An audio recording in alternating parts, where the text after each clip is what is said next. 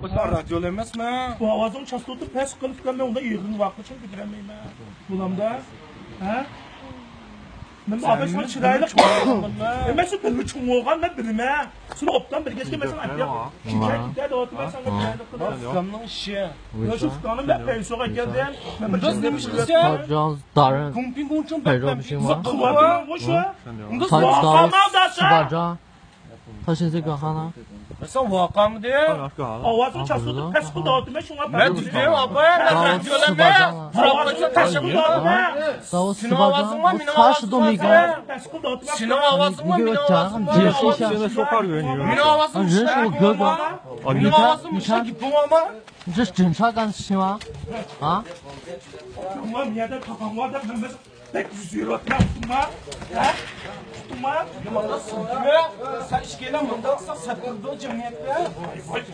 Yemin et.